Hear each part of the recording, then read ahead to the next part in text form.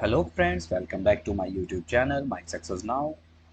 आज मैं फिर से एक नए चैप्टर के साथ हाजिर हूँ आपके सामने। मैं आज लेकर आया हूँ क्लास 4 एनसीईआरटी ईवीएस का चैप्टर नंबर 10। बड़े मज़ेदार चैप्टर है और बहुत ही मज़ा आएगा इसे पढ़ने में। और आप देखेंगे कि यहाँ पर किस किस खेल के बारे में हम बात करने जा रहे हैं। देखिए, ये कुछ बच्चे आपको दिख रहे हैं, ये कुछ लड़कियां हैं जो यहाँ पर एक खेल खेल रही हैं और शायद ये खेल आप सभी ने भी खेले होंगे। ठीक है, 1 2 3 4 5 6 7। चलिए, हम यहाँ पर हमने देखा कितना, ये कितने लोग हैं, 7। ठीक है, चलिए आगे पाठ हुतुतु हुतुतु। ठीक है, चलिए शुरू करते हैं। हुतुतु हुतुतु हुतुतु हुतुतु, आउट आउट आउट वाले के एक तरफ खड़ी सभी लड़कियों जो जोर से चिल्लाई। हुतुतु हुतुतु, इधर से पकड़ो, इधर से पकड़ो, इधर से पकड़ो। हुतुतु हुतुतु हुतुतु, पैरों से पकड़ो, पैरों से, पैर से इसका पैर पकड़ लो, पैर पकड़ लो। हुतुतु हुतुतु हुतुतु, वसुंधरा इधर आजा, इधर इधर इधर से पकड़ना, इधर से पकड़ना। अरे अरे, सामला सामला, सामला का हाथ सामला का हाथ लाइन को छूना है। हाथ पकड़ो, हाथ पकड़ो, हाथ पकड़ लो उसका। हुतुतु हुतुतु हुतुतु, छूली छूली छूली छूली। ओ, आउट आउट आउट, सब आउट। ओ हो, तुम्हारी तो पूरी टीम आउट हो गई है दोस्तों। ये है कबड्डी का खेल। इसी तरीके से जब खेल खेला जाता है तो इसमें इसी तरीके से खिलाड़ियों की आवाज आती है। आपने खेला भी होगा और आपने खेलते हुए देखा भी होगा। चलिए, ये देखिए, यहाँ 3 लोग एक लड़की को रोक रहे हैं, किससे, इस लाइन को छूने से। ठीक है, तो कबड्डी लगभग लगभग आज के समय में सभी बच्चे जानते हैं कैसा होता है, पढ़ते हैं। क्या कर रही है ये लड़कियां, आउट आउट की आवाजें आ रही हैं, तो मतलब साफ है कि कोई खेल खेला जा रहा है। तुम इस खेल को किस नाम से जानती हो? चेगुड्डू, इस बात को ध्यान रखना। कबड्डी के ये नाम है, चेगुड्डू, हुतुतु, हाडुडू, छू किटकिट। ठीक है, ये आपके सामने आया क्वेश्चन। कबड्डी या कुछ और। ठीक है, यहाँ पर ये आपको नाम बताए गए हैं, कबड्डी को किस किस नाम से किस किस जगह पर, अलग अलग जगहों पर जाना जाता है। ठीक है, सामला को जब 6 लड़कियों ने घेर कर पकड़ लिया तो सबको लगा वह तो आउट हो गई। किसी ने उसके पैर दबोचे, किसी ने हाथ, तो किसी ने कमर। पर सामला कहाँ छोड़ने वाली थी। घिसट घिसट कर उसने बीच की लाइन छू ही ली। सामला ने जब बीच की लाइन छुई तो दूसरे पाले की सारी लड़कियों ने उसको पकड़ा हुआ था, इसलिए वे सारी आउट हो गई। परंतु रोजी बहस करने लगी। उसका कहना था कि सामला की तो सांस टूट गई थी, इसलिए उनकी टीम आउट नहीं थी। सामला तो अड़ गई कि उसकी सांस नहीं टूटी थी। उसने यह भी पूछा कि अगर सांस टूट गई थी तो सब उसको इतनी देर तक दबोचे क्यों रही। काफी बहस हुई, पर अंत में शामला की ही जीत हुई। ठीक है, इस खेल से बच्चों का ध्यान इस ओर खींचे कि खेल की तरह ही जीवन में भी हम नियम बनाते हैं, ताकि सभी काम को सही ढंग से हम कर सकें। हमारे आसपास या आपस में रहने वाले लोगों से हमें कभी भी दोस्तों मतभेद या झगड़े हो भी जाएं तो उन्हें बातों से सुलझाना चाहिए, लेकिन कभी आपसी बड़े लड़ाई झगड़ों के रूप में उन्हें नहीं बदलना चाहिए। ठीक है, आगे चलते हैं।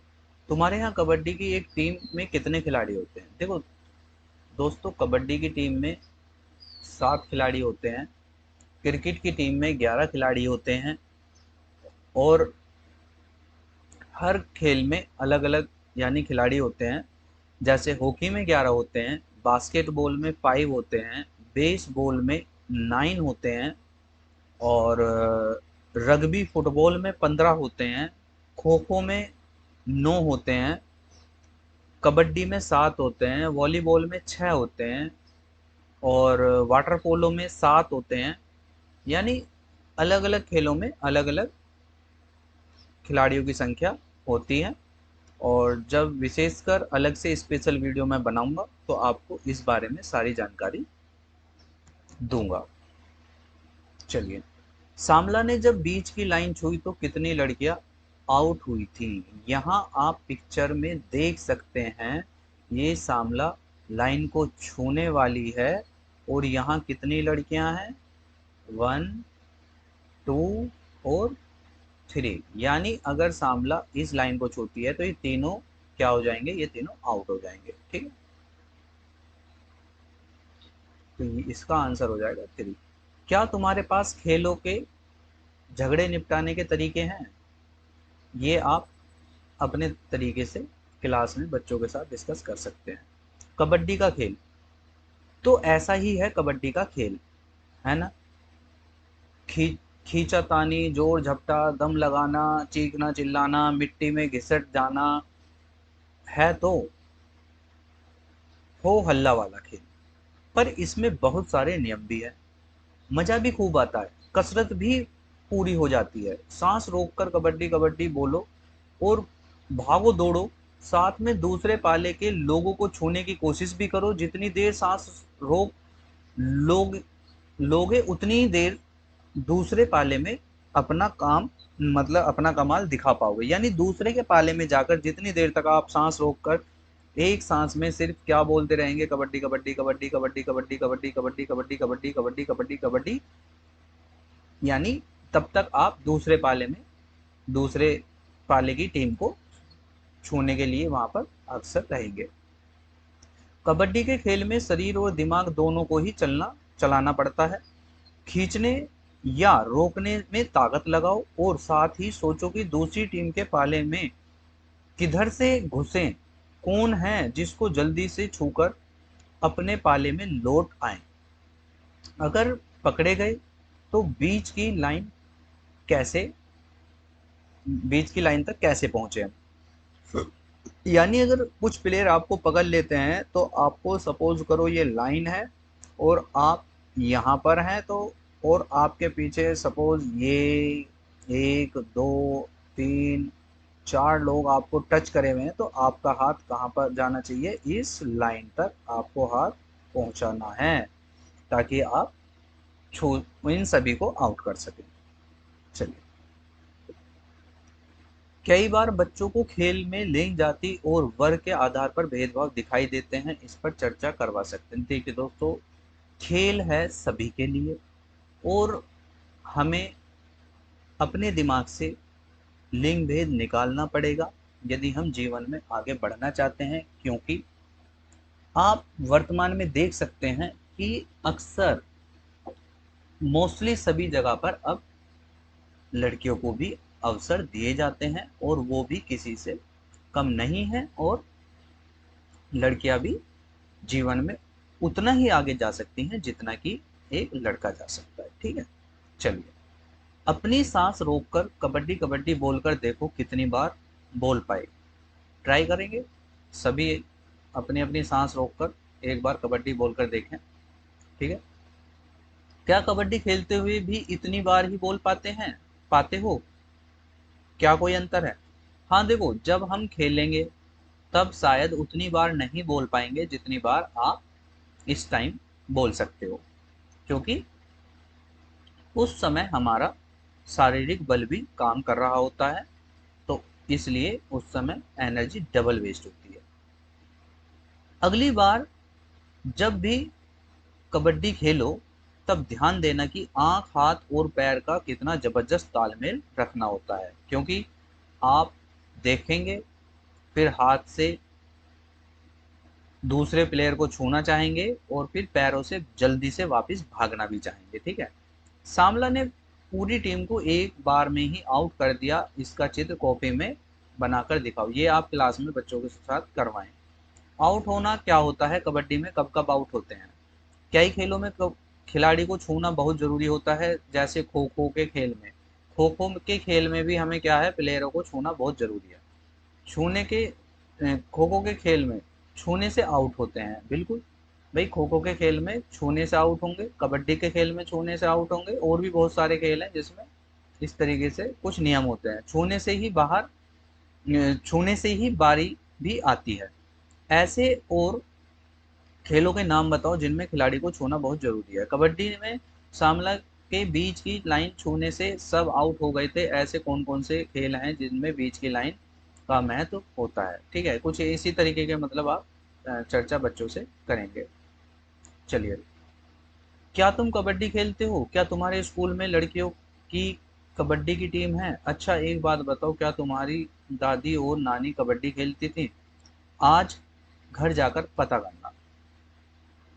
क्या तुम्हारे यहाँ लड़कियां कबड्डी या कोई और बाहर खेले जाने वाले खेल खेलती हैं? क्या कुछ लड़कियां नहीं खेलती?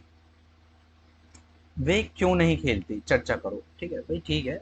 आज के समय में लड़कियां खेलती हैं और खेलनी चाहिए। देखिए, इन्हें आप जानते होंगे, और नहीं जानते हैं तो आप इनके बारे में गूगल पर भी पढ़ सकते हैं। ठीक है, कर्णव मलेश्वरी, क्या तुमने अखबार में इनके बारे में पढ़ा है? कर्णव मलेश्वरी एक वेट लिफ्टर हैं। ये आंध्र प्रदेश की रहने वाली हैं। इनके पापा पुलिस में हवलदार हैं।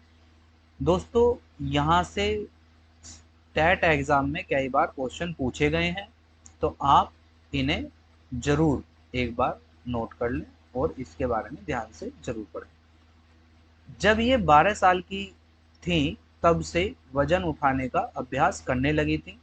अब वे एक बार में 130 किलोग्राम तक वजन उठा लेती हैं।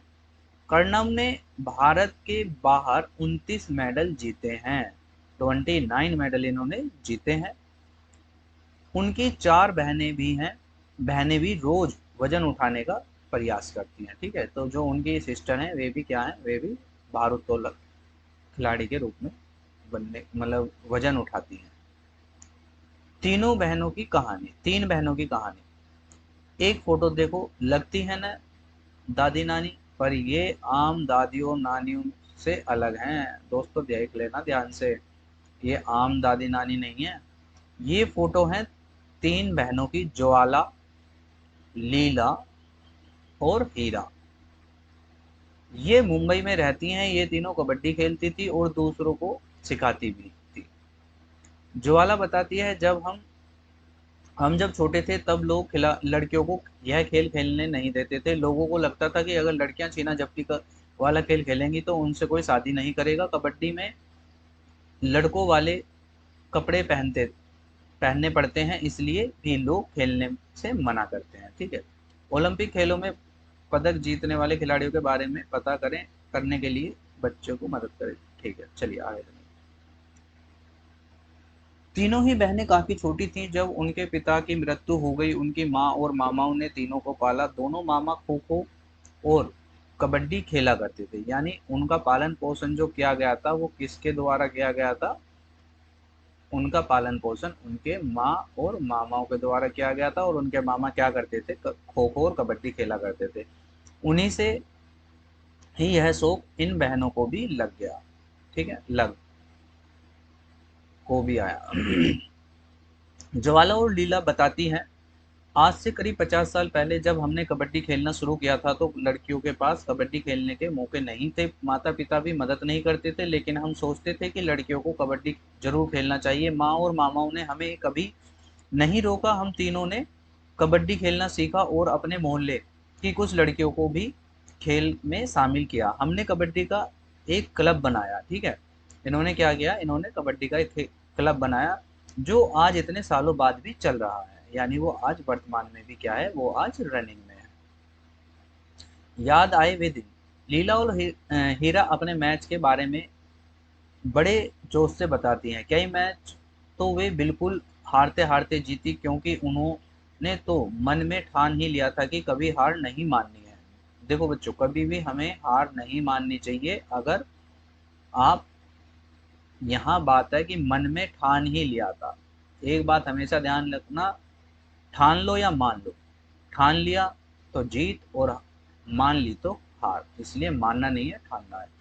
उन मैचों के दौरान कई बड़ी मजेदार घटनाएं भी हुई।